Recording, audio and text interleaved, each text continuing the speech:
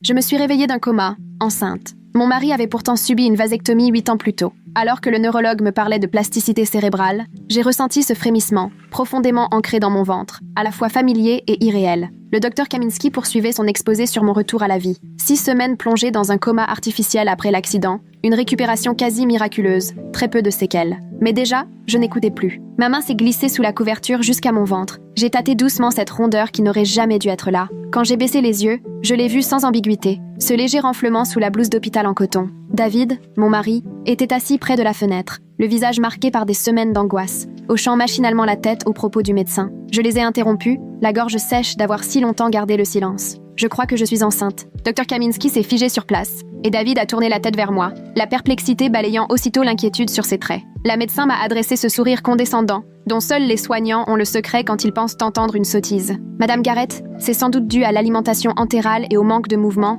un simple ballonnement, tout à fait banal après tant de temps au lit, a-t-elle repris, sûre d'elle. Votre corps a été rudement éprouvé. Non, ai-je insisté, cette fois avec conviction. Je suis enceinte, je sens le bébé bouger. Un silence lourd a envahi la pièce, juste perturbé par les bips des moniteurs. David s'est levé, livide. Écoute, chérie, c'est impossible. Tu étais inconsciente depuis 6 semaines. Et puis, ça faisait des mois qu'on n'avait plus de rapport à cause de ton boulot. Je rappelle que j'ai eu une vasectomie il y a 8 ans. Tu t'en souviens? On avait décidé ça après les jumelles. Le docteur Kaminski a saisi sa tablette en jetant un coup d'œil inquiet à mon dossier. Tout au long de votre hospitalisation, nous avons effectué différents examens. Rien ne montrait de grossesse. Mais on va faire une échographie tout de suite, histoire de lever le doute et de vous rassurer. Son ton trahissait son scepticisme, certaine que je délirais, que le coma me jouait des tours. Mais je connaissais bien mon corps. Je savais ce que ce frémissement signifiait, pour avoir porté nos jumelles. Cette sensation-là, on ne l'oublie pas. 20 minutes plus tard, la technicienne est entrée, le regard déjà là comme si toute l'histoire lui avait été racontée. Elle a passé du gel sur mon ventre avec assurance, puis la sonde a glissé sur ma peau.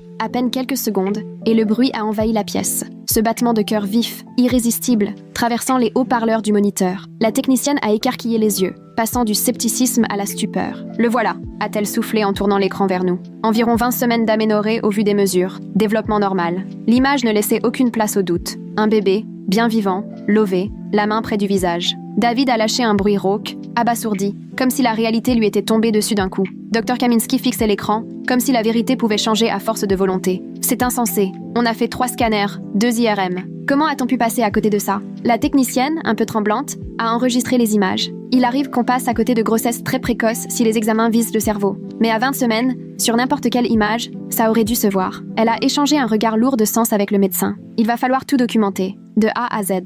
David était planté au pied du lit, figé, visage cireux. 20 semaines. Donc tu étais déjà enceinte avant l'accident. Mais on ne s'était pas touché depuis 3 mois, je m'en rappelle. Tu voyageais. J'ai essayé de me redresser, mais mes muscles atrophiés n'ont pas suivi. David, j'étais dans le coma. Je ne comprends pas non plus. Nos regards se sont croisés, et pour la première fois, j'ai perçu dans ses yeux une lueur inconnue, brutale, le doute. La technicienne s'est éclipsée, marmonnant qu'elle allait prévenir le médecin de garde. Dr Kaminski est resté, nous observant tour à tour, sommant David de la suivre à l'extérieur. Il l'a suivie, sans protester, me laissant seule face au moniteur. Mon cœur battait à tout rompre, la panique grimpait, je voyais les chiffres monter en flèche. Par la porte entrebâillée, j'entendais leur voix, celle de David, aiguë et pressante, qui exigeait des explications. Celle de Dr Kaminski, mesurée, exposant des faits tout en évitant soigneusement le cœur du problème. D'une façon ou d'une autre, j'étais tombée enceinte alors que j'étais inconsciente. 21 minutes plus tard, David est revenu, le visage fermé qu'il réservait au conflit et au tribunal. Il a choisi une chaise à l'autre bout de la chambre,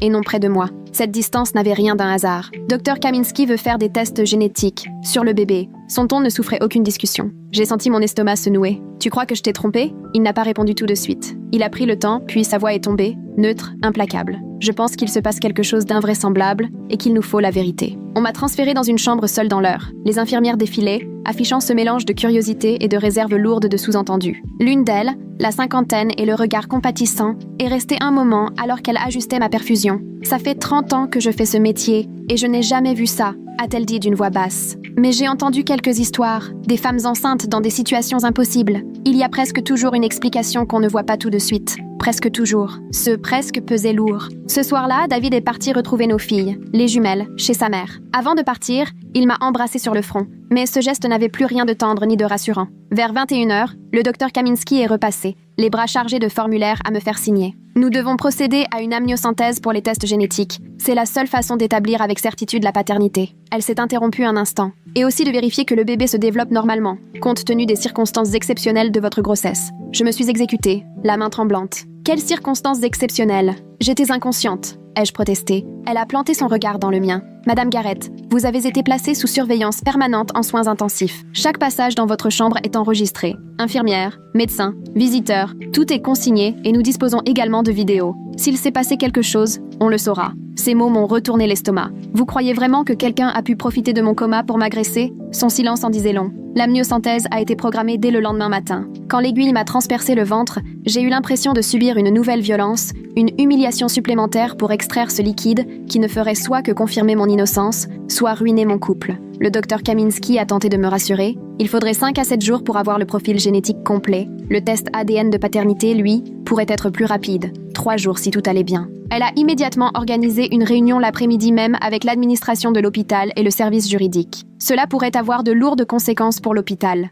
m'a-t-elle expliqué. Si l'un des membres du personnel vous a agressé alors que vous étiez inconsciente, il faut le savoir sans délai. Le service juridique, 3 personnes tirées à 4 épingles, s'est installé en face de moi, avec des questions à peine déguisées en accusations, tout le protocole professionnel en plus. Votre dernier rapport avec votre mari, c'était quand exactement? Avant l'accident? Vous êtes sûr de la chronologie? Il est possible que vous ayez été enceinte sans le savoir avant d'être hospitalisée? Il y aurait pu y avoir un autre homme récemment? À chaque nouvelle question, je me sentais un peu plus abîmée, jusqu'à craquer, incapable de reprendre la parole. David, à mes côtés, restait silencieux, la mâchoire crispée. Les agents de sécurité ont passé au crible 6 semaines de vidéos de la réanimation, recensant chaque personne entrée dans ma chambre, notant les horaires, vérifiant chaque identité. Infirmière, médecin, kinésithérapeute, femme de ménage, David et sa mère lors des visites, ma sœur 2 fois en début de séjour, rien n'avait échappé au contrôle. Marcus Vance, l'ancien flic devenu responsable de la sécurité, a présenté ses conclusions devant une salle remplie d'administrateurs. Aucune intrusion, pas la moindre anomalie, chaque présence devait être médicalement justifiée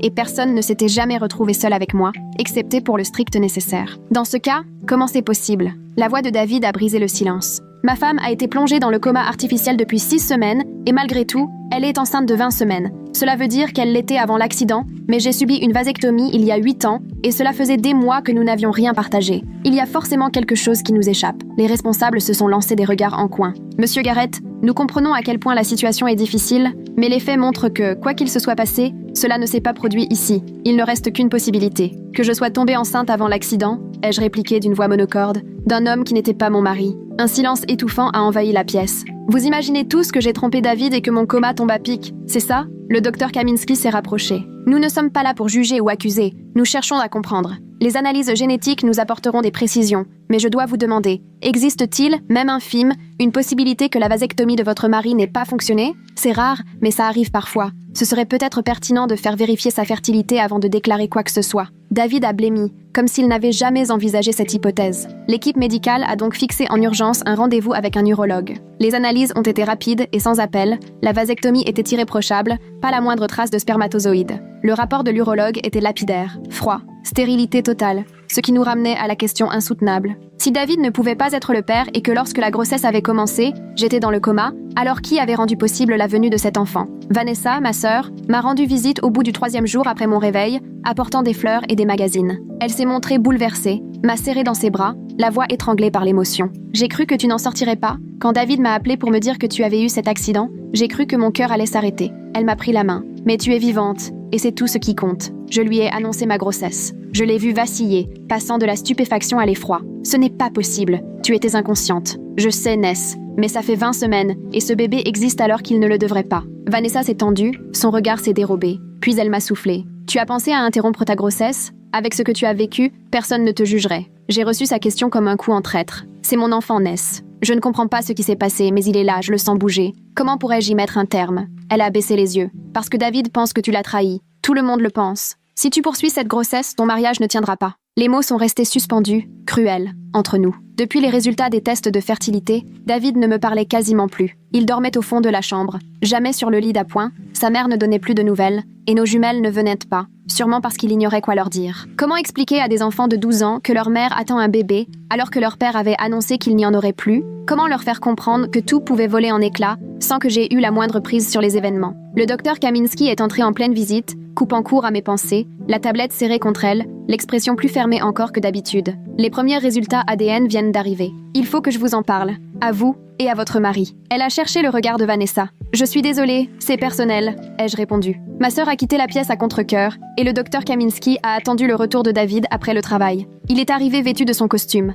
l'air épuisé. Il m'a à peine adressé un regard avant de s'adresser au médecin. Dites-nous, est-ce que c'est moi le père? Le docteur Kaminski a fait apparaître les résultats sur sa tablette. Le bébé partage 50% de l'ADN de Madame Garrett, évidemment. Mais l'ADN paternel n'est pas tout à fait habituel. Il présente des marqueurs correspondant à votre profil, Monsieur Garrett. Mais ce n'est pas une correspondance complète. Cela évoque davantage une relation fraternelle que père-fils. Elle s'est interrompue, le temps que la nouvelle s'impose. Vous avez un frère? J'ai vu le visage de David se figer. J'ai un jumeau, Philippe. Il est déployé depuis 1 an en Allemagne, avec l'armée. La révélation nous est tombée dessus. Brutale. Le docteur Kaminski a poursuivi avec précaution. Pour être clair, cet enfant est lié à vous génétiquement par votre frère jumeau. Donc, s'il est le père, il faut comprendre ce qui s'est passé pendant que votre femme était dans le coma. À moins que vous ne sachiez autre chose. David a tourné les yeux vers moi, et j'ai perçu la stupeur s'emparer de ses traits. Son frère jumeau, celui qui lui ressemblait comme 2 gouttes d'eau, qui avait la même voix. Celui qui était venu à l'hôpital quand David devait s'occuper des petites. Les souvenirs me sont revenus, diffus, dans la brume des sédatifs. Philippe avait eu une permission exceptionnelle,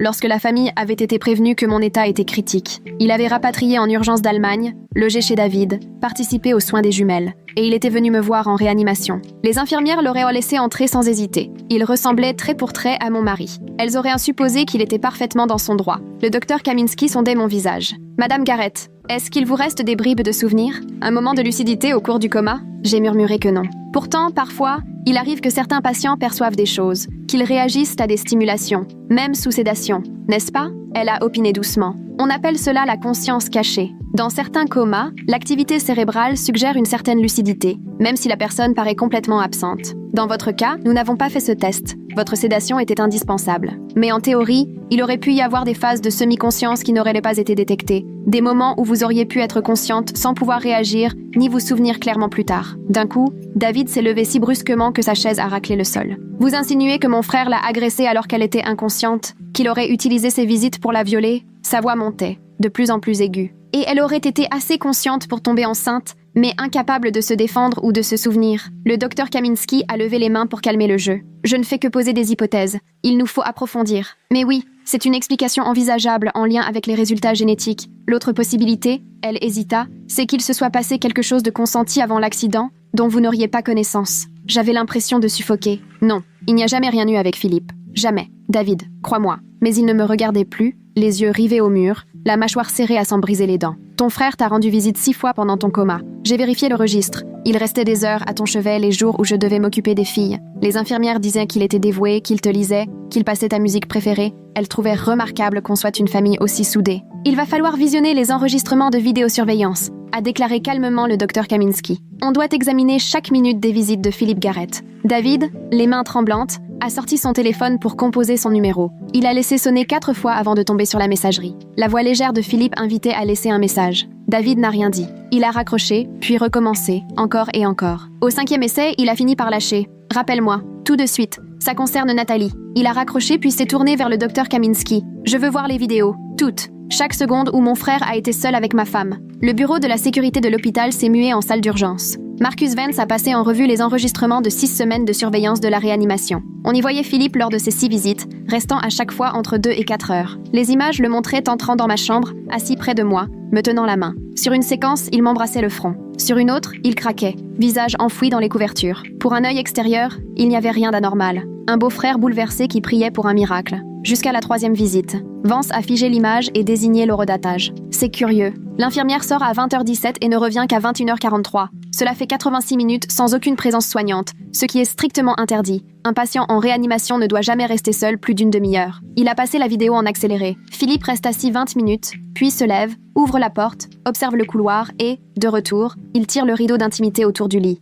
On ne voit rien de ce qui se passe derrière le rideau, a expliqué Vance. Le champ de la caméra couvre uniquement l'entrée, pas les soins. On distingue des mouvements, des ombres, mais rien de net. Pendant l'heure suivante, le rideau reste tiré. Des ombres bougent derrière. Par moments, on discerne une silhouette, sans doute Philippe, penché sur moi. Les moniteurs affichent soudain une envolée de mes constantes. Le rythme cardiaque grimpe de 65 à 98 battements, puis redescend lentement. David s'agrippe si fort au bureau que ses jointures blanchissent. Qu'est-ce qu'il trafique derrière ce rideau pendant 1 heure? Vance hausse les épaules. Difficile à dire, mais les relevés de fréquence cardiaque et de tension montrent une excitation physiologique qui, objectivement, cadre avec une stimulation physique. Il ouvre une autre fenêtre sur mon dossier médical de cette nuit-là. L'infirmière revenue à 21h43 a noté que la patiente était rouge, les draps en désordre. Elle a supposé que le beau-frère avait voulu la mettre à l'aise. « Montrez-moi tous les autres passages », a grondé David, la mâchoire crispée. « Je veux voir chaque fois que ce rideau a été tiré. » Vance a établi un calendrier détaillé. 6 visites, en tout. 3 de ces épisodes correspondaient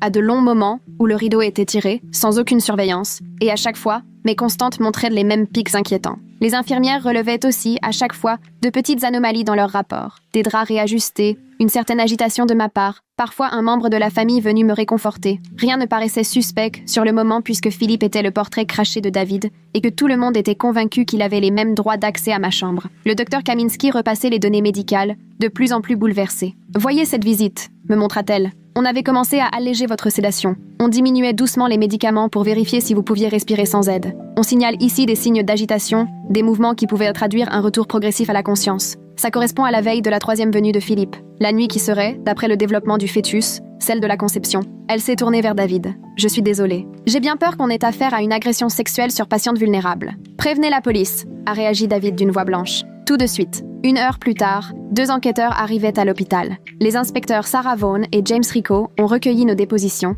examiné les images de vidéosurveillance et fouillé mon dossier. L'enquêtrice Vaughan s'est installée à mon chevet avec une douceur qui m'a bouleversée. Madame Garrett, je sais que ce n'est pas facile, mais il faut que je vous demande si vous gardez le moindre souvenir de votre coma. Une impression, un bruit, des ressentis, peut-être un fragment de rêve. J'ai fermé les yeux, cherché dans la brume de ma mémoire. Quelques bribes revenaient, des voix, de la musique, une main dans la mienne, la chaleur, la pression, cette sensation d'être en sécurité qui me paraît aujourd'hui totalement insensée. J'ai longtemps cru que c'était David, sa voix me lisant des histoires, me parlant des filles, me suppliant de revenir à moi. Mais si c'était Philippe et qu'il a profité de cette proximité, profité de ma vulnérabilité, alors que je n'étais même pas capable de comprendre ou d'esquisser un geste de défense. Les mots m'ont échappé, noyés dans les sanglots. L'inspecteur Rico prenait des notes sur sa tablette. Avec des jumeaux identiques, c'est toujours très compliqué dans ce genre d'enquête. On sait que votre mari ne peut pas être le père. Sa vasectomie est attestée dans le dossier médical. Mais son frère partage suffisamment de patrimoine génétique pour que l'ADN du bébé affiche des marqueurs familiaux. En croisant ça avec les images vidéo montrant un accès prolongé, sans personne pour surveiller,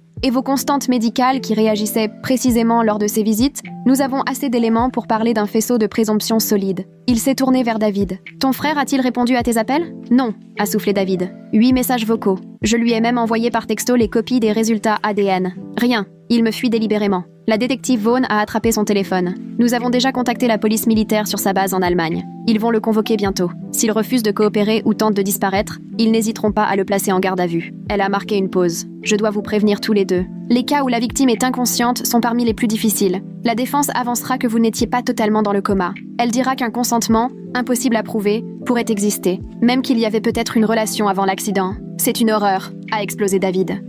Elle était plongée en coma artificiel, intubée pour respirer. Elle ne pouvait ni parler ni même bouger. On ose parler de consentement dans de telles conditions? Le visage de la détective Rico s'était assombri. Vous n'imaginez pas jusqu'où certains avocats peuvent aller. Ils soutiendront que l'allègement de la sédation indiquait des réactions aux stimuli, que, dans son état semi-conscient, elle aurait pu être à l'origine du contact. Ils présenteront votre frère comme le proche attentionné qui aurait juste un peu trop dépassé les bornes grâce à ses soi-disant encouragements à elle. C'est répugnant, mais ça convainc parfois des jurés, surtout s'il n'y a pas de preuves claires de violence. Le docteur Kaminski fit alors irruption avec une nouvelle tablette. J'ai trouvé un autre détail médical qui peut servir. Lors de la 3e visite, celle qui correspond à la conception, l'infirmière a noté que la blouse de Nathalie était à l'envers quand elle est revenue dans la chambre. Elle s'en est aperçue parce que les blouses d'hôpital s'ouvrent normalement dans le dos pour faciliter la pose du matériel. Elle avait pensé que Philippe lui avait retiré pour régler les fils, puis mal remise. Mais avec ce qu'on sait, il est évident qu'il l'a déshabillée. « Montrez-moi la vidéo encore », a exigé Vaughan. Vance a lancé la séquence et tout le monde s'est rassemblé autour de l'écran. Pendant 72 minutes, le rideau est resté fermé. Quand Philippe a réapparu,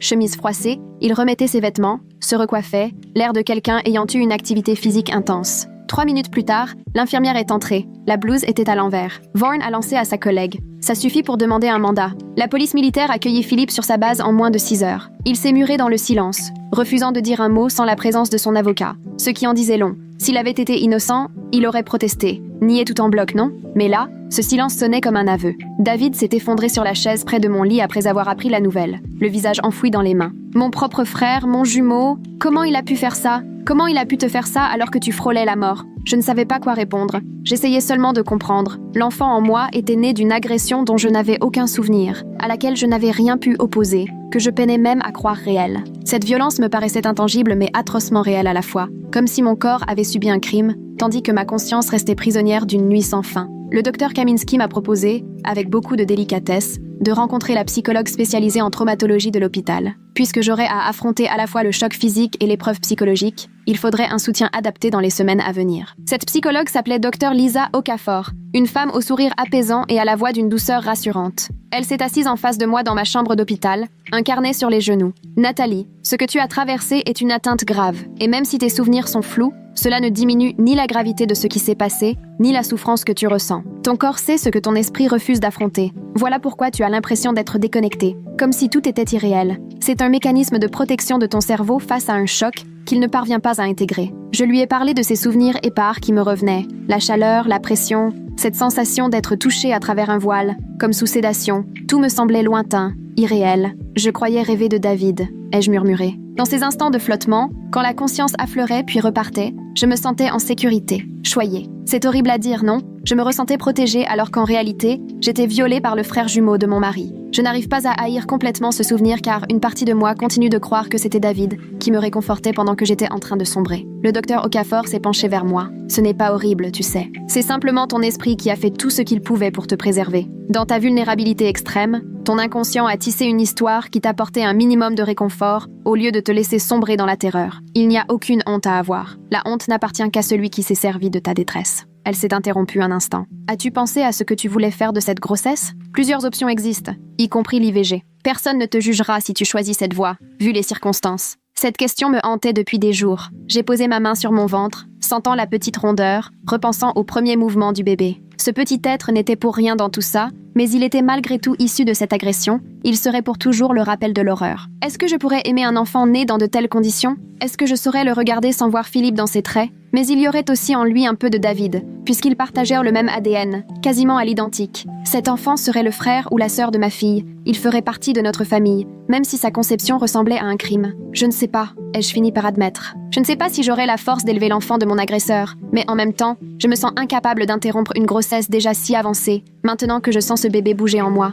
J'ai la sensation que ce serait faire payer à un innocent un crime qui n'est pas le sien. Le docteur Okafor a hoché la tête lentement. Les deux réactions sont légitimes, tu sais. Tu n'as pas besoin de te décider tout de suite. Prends le temps de réfléchir, de te reconstruire. Parle aussi avec David de ce que ça implique pour votre couple, pour la famille. Quelle que soit ta décision, elle doit être la tienne, libre de toute pression ou jugement. Avec David, la discussion a eu lieu plus tard dans la soirée. L'hôpital nous avait attribué une grande chambre, plus intime, pour nous permettre de faire face ensemble à cette épreuve. Il s'est assis au bord de mon lit, a pris ma main pour la première fois depuis des jours, les yeux rougis par les larmes. « Je ne t'en veux pas », a-t-il murmuré. « Je veux que tu le saches. Tout ça n'est pas de ta faute. Tu étais inconsciente. Tu ne pouvais pas donner ton consentement. Mon frère t'a fait du mal d'une façon qu'on n'imagine même pas. Mais j'ignore moi-même si je pourrais élever cet enfant, si je serais capable de regarder un bébé, mon neveu par le sang, sans y voir une trahison. Je comprends, lui ai-je dit. Je ne sais pas non plus si j'en serais capable. Mais nos filles ont 12 ans, elles poseront des questions, et il faudra bien leur répondre un jour. Comment leur expliquer? Que leur oncle a agressé leur mère alors qu'elle était dans le coma?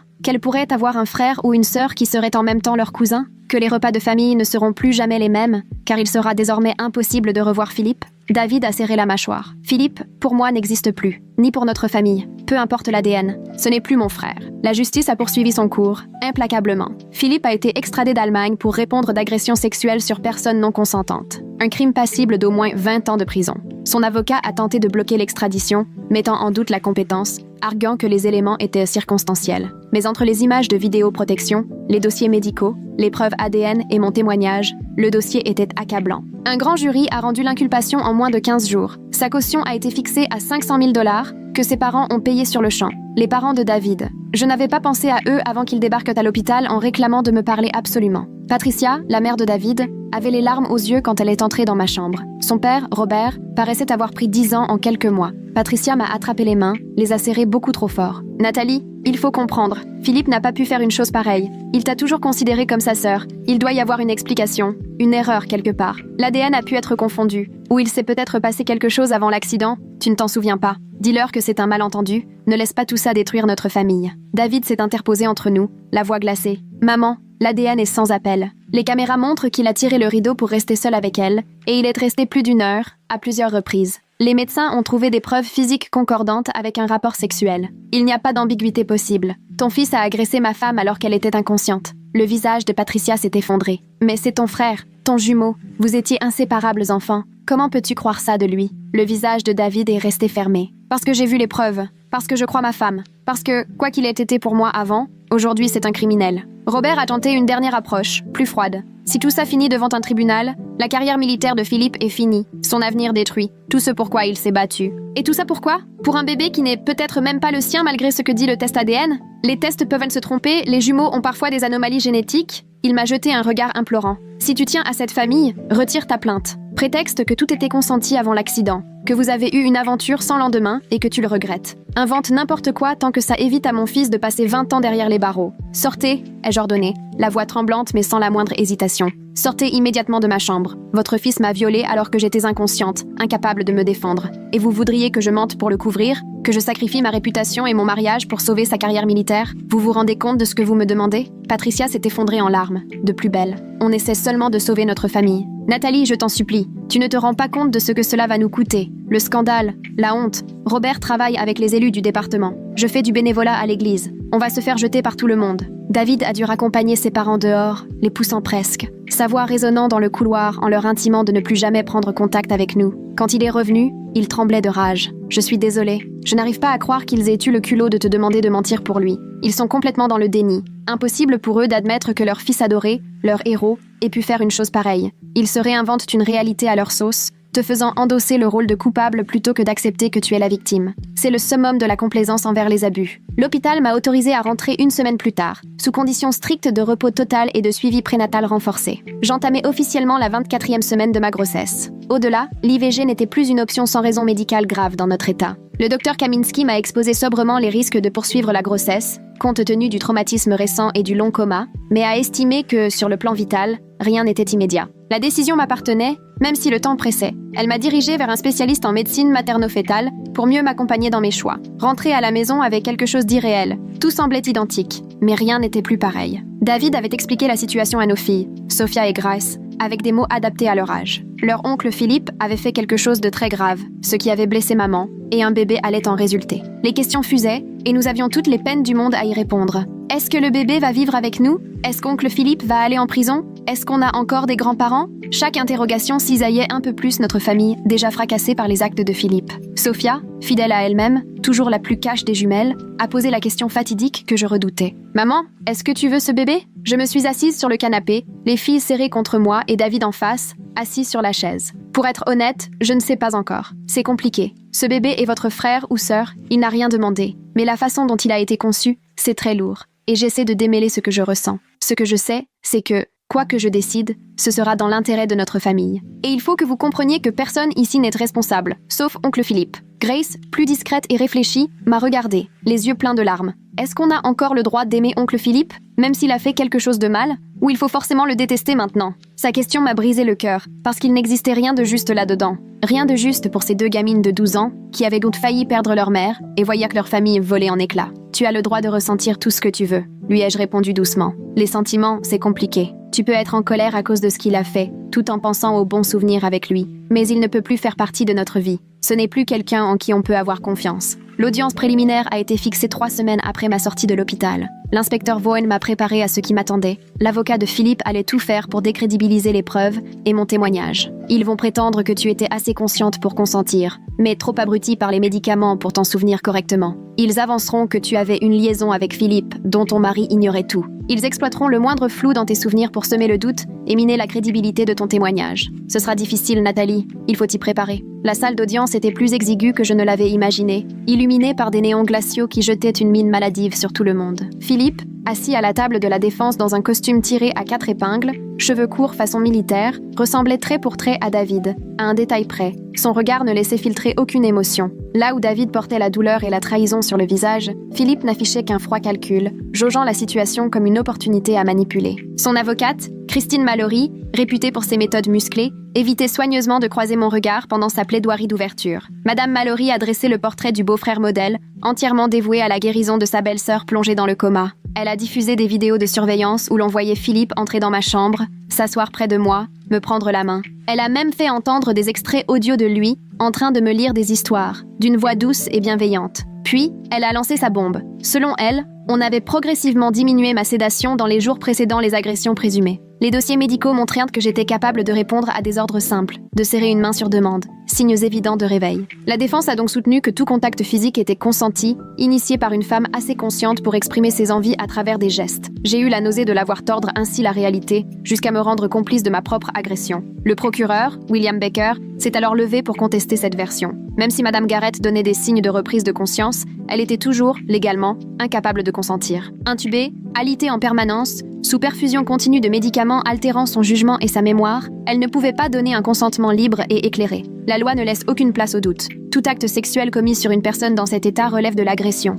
quelle que soit la perception de sa réactivité. La juge Henderson, digne sexagénaire au parcours réputé pour sa rigueur et son impartialité, a pris le temps d'examiner l'intégralité de mon dossier médical. Durant 20 minutes, seul le froissement des pages que l'on tournait venait rompre le silence. Finalement, elle a levé la tête. Je décide de renvoyer cette affaire devant le tribunal. Les éléments rassemblés laissent penser qu'un crime a bien pu avoir lieu. Néanmoins, j'ordonne également qu'un examen neurologique complet de Madame Garrett soit effectué afin d'évaluer ses capacités de conscience et de consentement au moment des faits. Tant que nous n'aurons pas l'avis d'experts établissant sa réelle aptitude à comprendre et à exprimer sa volonté, je ne prendrai aucune décision définitive. La caution reste fixée à 500 000 $, déjà payée. La prochaine audience aura lieu dans 8 semaines. 8 semaines. J'en serai alors à 32 semaines de grossesse, l'évidence même de mon état. Un rappel permanent, visible, du crime que nous étions venus juger. David me serrait la main au moment où nous avons quitté le tribunal, submergé par les questions de la presse, auxquelles nous n'avons pas répondu. Il gardait un visage fermé, déterminé. On va traverser ça ensemble. Peu importe ce qui arrive, on fera face tous les deux.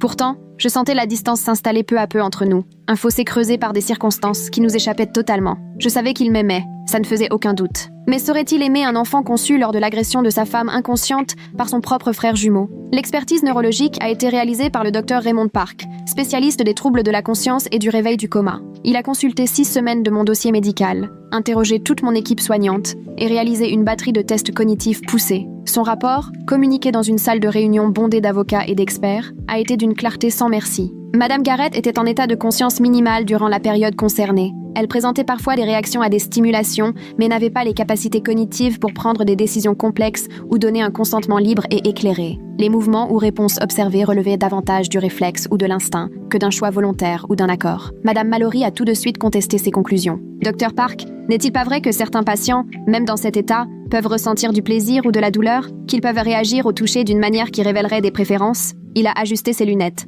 Ils peuvent présenter des réponses physiologiques? Oui, mais réagir à un stimulus ne signifie pas consentir. Une personne dans la situation de Madame Garrett n'aurait pas eu les fonctions exécutives nécessaires pour appréhender la nature d'un acte sexuel. Ce que cela implique, ni pour refuser des avances indésirées. Toute relation sexuelle avec une personne dans cet état s'apparente, par définition, à une agression. La défense a tenté une autre stratégie. Et s'il existait une intimité préalable? Si Madame Garrett et l'accusé avaient eu auparavant des relations consenties, ces réactions ne pourraient-elles pas être l'expression de cette continuité? Le docteur Park s'est raidi. Rien n'indique une relation inappropriée avant les faits, mais même si c'était le cas, un consentement antérieur ne signifie pas un accord permanent, surtout en cas de vulnérabilité médicale. C'est un principe fondamental, tant sur le plan éthique que juridique. Ce que vous suggérez reviendrait à tolérer des actes sans consentement réel sur une personne inconsciente. C'est une agression sexuelle. Le silence s'est abattu sur la pièce. J'ai vu Philippe s'agiter sur sa chaise. Pour la première fois, son masque de maîtrise s'est fissuré. J'y ai perçu de la peur, peut-être, ou la conscience soudaine que sa défense ne tenait plus. Le procureur est aussitôt intervenu. « Madame la juge, la défense voudrait nous faire croire que ma cliente était suffisamment consciente pour donner son accord, mais pas assez pour s'en souvenir. Cela reviendrait à rendre toute poursuite impossible en cas d'agression sur une personne vulnérable. Les preuves sont claires. L'accusé a eu un accès sans contrôle à une patiente en situation de grande fragilité, qui est tombée enceinte à ce moment-là. Les tests ADN sont formels, l'enfant est de l'accusé, et tous les experts sont unanimes. La victime n'était pas en capacité de consentir. Il s'agit bien d'une agression. La juge Henderson a alors suspendu l'audience. 2 heures après, lors de la reprise, sa décision ne laissait aucune place au doute. Ce dossier sera jugé au fond. Il existe des indices matériels d'une agression sexuelle. L'accusé reste en liberté sous caution, à condition stricte de n'entrer en contact ni avec la victime ni avec sa famille, de rendre son passeport et de se présenter chaque semaine au service de contrôle. Le procès débutera dans 6 semaines. Au fond de la salle, les parents de Philippe pleuraient en silence. David, à mes côtés, me serrait la main à m'en faire mal. Les semaines qui précédèrent le procès furent une sorte de supplice. Mon corps portait une grossesse que je n'avais pas choisie. Un enfant envers qui mes sentiments étaient plus qu'ambigus. Les jumeaux me regardaient avec inquiétude, sentant que leur mère changeait, enceinte d'un frère ou d'une sœur qu'ils n'avaient pas demandé. David tentait de me soutenir, mais je le sentais s'éloigner chaque jour un peu plus, incapable de concilier l'amour qu'il avait pour moi et l'horreur de ce que son frère avait fait. Notre intimité n'existait plus. Il ne pouvait plus poser la main sur moi sans se rappeler ce que Philippe m'avait fait, en profitant de mon impuissance absolue. J'ai commencé à voir le docteur Okafor 3 fois par semaine, tentant de surmonter ce traumatisme qui s'ajoutait à tous les autres. L'agression elle-même, la trahison de la part de quelqu'un que je considérais comme un membre de la famille, la grossesse qui me forçait à porter la marque vivante du crime, l'imminence du procès auquel je devrais participer, alors que mes souvenirs étaient si flous, et la perspective d'avocat essayant de me faire passer pour une femme consentante. Et sous tout cela, ce bébé qui grandissait, qui se faisait de plus en plus présent, m'obligeant à envisager son avenir. À 28 semaines de grossesse, j'ai enfin avoué au docteur Okafor ce que je n'avais confié à personne. Je crois que je veux garder cet enfant. Pas à cause de ce que Philippe a fait, mais en dépit de cela. Cet enfant, c'est le mien. Il porte la moitié de mon ADN. Il n'a commis aucune faute. Et même si sa conception est atroce, il reste le frère ou la sœur de ma fille. Le neveu ou la nièce de David. Il fait partie, malgré tout, de notre famille. Mais je ne sais pas si David pourra l'accepter. Si garder ce bébé devait signifier la fin de notre couple. Le docteur Okafor s'est appuyé contre le dossier de son fauteuil. « Tu en as parlé à David ?» J'ai fait non de la tête. J'ai peur. Peur qu'il parte si je décide de garder ce bébé. Peur qu'il m'en veuille, à moi et à l'enfant, pour le reste de notre vie. Mais j'ai aussi cette peur au ventre de la culpabilité qui m'envahirait si je ne gardais pas ce bébé. Mettre fin à la grossesse ou confier à l'adoption un enfant qui fait partie de moi, que j'ai porté, senti bouger, et qui n'a commis d'autres fautes que celle d'exister. Comment décider quand chaque option semble arrachée à ce qu'on a de plus précieux? Tu dois lui en parler, m'a soufflé doucement mon ami. Dis-lui tout ce que tu viens de me confier. Laisse-lui la possibilité de te surprendre. Il t'a soutenu à travers cette épreuve, bien plus que beaucoup ne l'auraient fait. Accorde-lui ta confiance. Il sera à tes côtés, même lorsque tout paraîtra incertain. Le pire serait de prendre cette décision toute seule et de la lui imposer. Votre mariage mérite la vérité, même si elle fait peur. Ce soir-là, une fois les jumelles endormies, j'ai pris mon courage à 2 mains pour avoir avec David la conversation qui pouvait soit briser, soit sauver notre couple. Nous nous sommes retrouvés dans notre chambre, porte close, avec une tension palpable entre nous. J'ai fondu en larmes avant même d'ouvrir la bouche. David, je crois que je veux garder ce bébé. Je sais bien que ce n'est pas juste pour toi,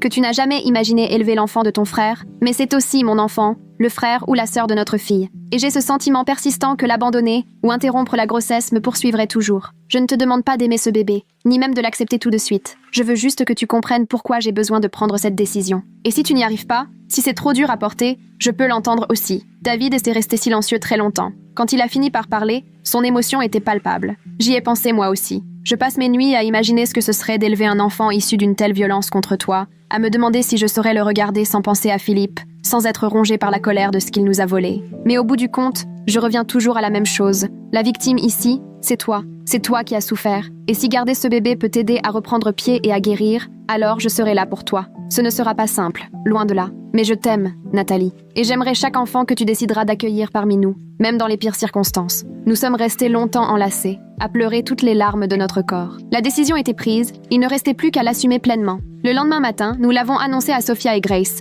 Leur réaction a été nuancée. Sophia, fidèle à elle-même, a tout de suite demandé où dormirait le bébé et si elle devrait partager sa chambre. Grace, elle, s'est inquiétée de la façon dont elle expliquerait la situation à ses amies à l'école. Mais, toutes les deux, à leur manière, semblaient soulagées de voir l'incertitude levée. Nous avions choisi de garder le bébé. Notre famille allait grandir, de la façon la plus compliquée qui soit, mais ensemble. Le procès a débuté un lundi matin, à la fin du mois d'octobre. J'en étais à 32 semaines de grossesse, il devenait impossible de le cacher. J'ai traversé la salle d'audience aux côtés de David, tandis que les filles étaient restées à la maison avec sa sœur. Les jurés fixèrent mon ventre. Philippe, assis à la table de la défense, arborait un visage fermé, et David, lui, laissait transparaître une colère contenue. Le procureur est allé droit au but en exposant les faits. Nous sommes ici face à un abus de pouvoir et à une violation. L'accusé a profité de sa ressemblance avec son frère jumeau pour tromper et approcher une femme vulnérable plongée dans le coma, la contraignant à des actes sexuels à plusieurs reprises, alors même qu'elle ne pouvait ni consentir ni se défendre. Cette grossesse, que Madame Garrett porte aujourd'hui,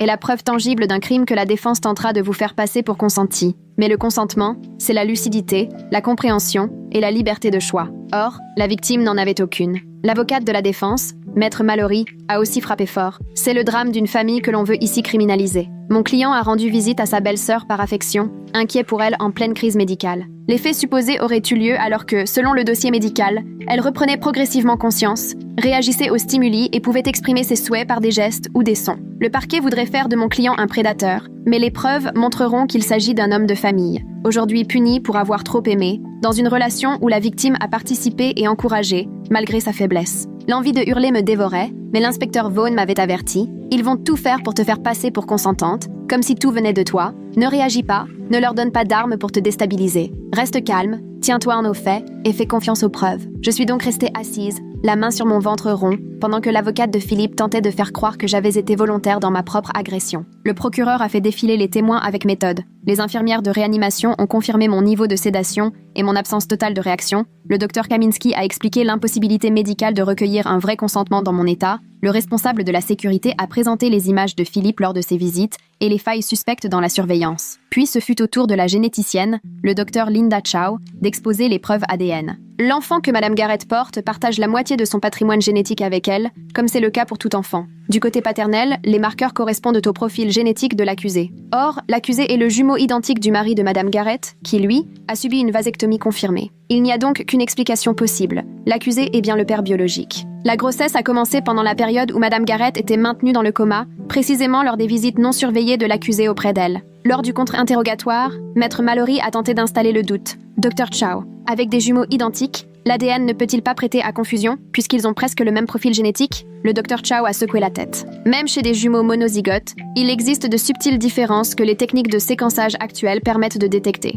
Et surtout, il y a une preuve irréfutable. Le mari ne peut être le père. Sa vasectomie en atteste. Il ne reste qu'une seule personne avec ce profil génétique, l'accusé. Il n'existe aucune ambiguïté. Le 3e jour du procès, c'était à moi de témoigner. Le procureur m'a accompagné avec une grande délicatesse tout au long de ma déposition. J'ai raconté comment l'accident avait bouleversé ma vie, mon réveil brutal après le coma, l'annonce inattendue de ma grossesse, la révélation des résultats ADN, puis le choc d'apprendre que Philippe en était le père. Peu à peu, les souvenirs confus du coma, que j'avais naïvement attribués à David mais que je sais désormais provenir de Philippe, revenu profiter d'une ressemblance troublante, me sont revenus en pleine figure. J'avais la voix tremblante du début à la fin, mais j'ai tenu bon, m'efforçant de mettre les faits à plat. Les jurés, eux, m'écoutaient en me dévisageant, partagés entre l'empathie et le doute. Puis, Miss Mallory a pris le relais, bien décidée à me déstabiliser. Madame Garrett, vous affirmez avoir gardé des souvenirs flous liés à votre coma. Sensation de contact, impression de chaleur et de réconfort. N'est-il pas envisageable que vous étiez plus consciente que vous ne le croyez, que vous ayez manifesté du désir, voire donné votre accord à Monsieur Philippe Garrett sans en avoir conscience?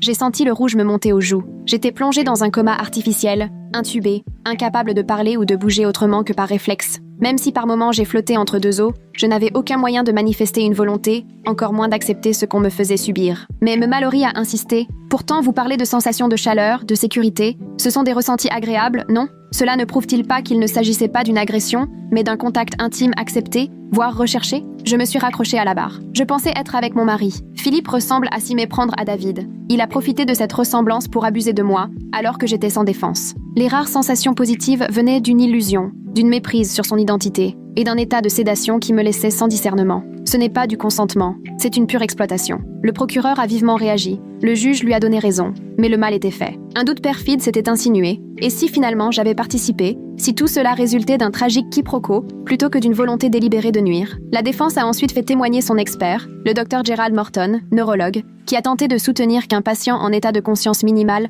pouvait manifester certains choix, certaines préférences, et qu'il n'était pas impossible, dans de très rares cas, qu'un tel patient exprime son accord pour un contact intime par un geste ou une réaction corporelle. Le procureur l'a mis en pièces à la barre. Expliquez-nous, Dr Morton, comment une personne lourdement sédatée, immobilisée, intubée, serait en mesure de donner un consentement éclairé à une relation sexuelle? L'expert, mal à l'aise, a bredouillé 2 ou 3 mots sur des mouvements réflexes, mais ça sautait aux yeux. Il servait la défense. Philippe, lui, n'a jamais ouvert la bouche. Sur recommandation de ses avocats, il a gardé le silence, et le juge a précisé au juré de ne pas considérer ce choix comme un aveu. Mais tout le monde lisait entre les lignes. S'il avait eu quoi que ce soit à dire pour se défendre, il ne se serait pas tu. Son silence valait aveu. Les plaidoiries finales ont duré la journée entière. Le procureur a passé au crible chaque élément du dossier pour dresser un tableau accablant de l'agression. Face à lui, la défense tentait coûte que coûte de fragiliser mon récit, mettant en avant l'imprécision de mes souvenirs, la complexité de l'état de semi-conscience. 3 jours de délibération, 72 heures d'attente angoissée,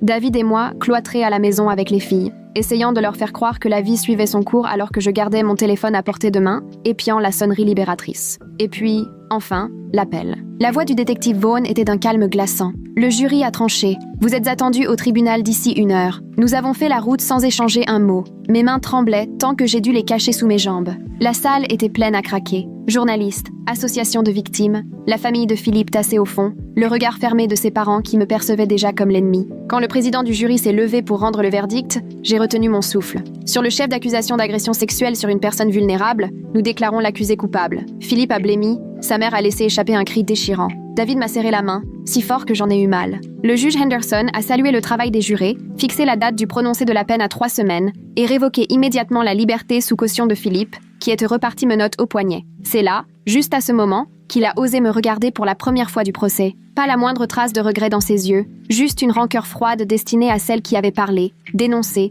refusé d'étouffer l'affaire comme ses proches l'avaient fait. Le jour de la condamnation, j'étais enceinte de 35 semaines, tellement proche du terme que le médecin m'avait fortement déconseillé de venir. Mais il était impensable pour moi de ne pas affronter ce moment, de ne pas lire à voix haute ma déclaration et regarder Philippe en face tandis que la justice rendait son verdict. Le juge Henderson a d'abord écouté le procureur, implacable, réclamé la peine maximale de 20 ans. La défense, elle, plaidait la clémence, évoquant le passé exemplaire de Philippe dans l'armée et l'absence de condamnation précédente. Même son père est venu supplier le juge de penser à la famille, à la honte et à la douleur d'une vie brisée. Puis c'était mon tour. Debout, une main posée sur mon ventre, l'autre cramponnée à mes feuilles, j'ai lu. Monsieur le juge, Philippe Garrett m'a violée dans ce que j'ai de plus essentiel. Il s'est servi de sa ressemblance avec mon mari pour se glisser dans ma chambre, alors que j'étais inconsciente, vulnérable. Il m'a agressée à répétition, sachant que je n'aurais aucun souvenir, aucune possibilité de comprendre ou de me défendre. La grossesse que je porte est la preuve vivante de ce qu'il m'a fait. Un rappel quotidien que je retrouverai dans le visage de mon propre enfant toute ma vie. Je choisis de garder ce bébé non par pardon, mais parce qu'il n'a rien demandé. Mais que personne ne s'y trompe. Philippe Garrett, lui, n'a aucune excuse. Il mérite la sanction la plus lourde. Le juge n'a pas mis 5 minutes à délibérer. Monsieur Garrett, vous avez commis l'une des pires trahisons qui soient. Profitez de l'impuissance d'une femme pour assouvir vos désirs, et cela de façon répétée, avec préméditation. Les preuves montrent que vous fermiez systématiquement les rideaux pour masquer vos actes, que vous choisissiez les moments d'absence de surveillance et que vous avez exploité votre ressemblance avec le mari de la victime pour accéder à sa chambre. Ce n'était pas une faiblesse ni un écart de conduite passager. C'était le geste d'un véritable prédateur. Je vous condamne à 20 ans de réclusion sans possibilité de libération conditionnelle. À votre sortie, vous devrez vous inscrire au registre des délinquants sexuels et il vous sera à jamais interdit d'approcher la victime ou sa famille. Philippe a été emmené, tandis que ses parents éclataient en sanglots. David m'a serré fort contre lui et, à cet instant, j'ai senti le bébé donner un coup, comme s'il percevait l'importance du moment. La justice avait été rendue, mais rien n'effaçait ce que j'avais vécu. Rien ne rendait la grossesse plus simple, ni mes sentiments moins complexes. C'était simplement la certitude que Philippe serait tenu responsable d'avoir profité de moi dans mon inconscience, uniquement pour satisfaire ses propres désirs. À la sortie du tribunal, les journalistes nous harcelèrent de questions. Ce que je ressentais, si j'envisageais de pardonner à Philippe, ou encore comment allait s'appeler le bébé. Nous n'avons répondu à personne. 3 semaines plus tard, à 38 semaines de grossesse, les contractions ont commencé. David a été là pendant les 18 heures de travail sans jamais lâcher ma main. Lorsque j'ai enfin tenu mon fils contre moi, je l'ai regardé et j'ai vu ce à quoi je ne m'attendais pas. Ni Philippe, ni même vraiment David. Juste un bébé. Mon bébé, innocent et parfait, totalement étranger aux circonstances de sa naissance. Nous l'avons appelé Oliver, un prénom rien que pour lui, sans lien familial ni souvenir douloureux. Sophia et Grace sont venues nous voir, un peu mal à l'aise au début, puis elles ont fondu lorsqu'Oliver a attrapé leurs doigts de sa toute petite main. David, bouleversé, l'a serré contre lui en pleurant, et j'ai su alors que nous allions nous en sortir. Nous étions différents, bien sûr, marqués à jamais, mais soudés. une famille réinventée, née de la douleur mais plus forte et plus vraie que jamais. 6 mois plus tard, alors que Philippe purgeait sa peine et que notre famille trouvait un nouveau souffle, j'ai observé Oliver endormi dans son berceau, certaine d'avoir pris la bonne décision. Pas la plus facile, mais la mienne. En réécrivant mon histoire, j'ai repris le pouvoir que Philippe avait tenté de me voler.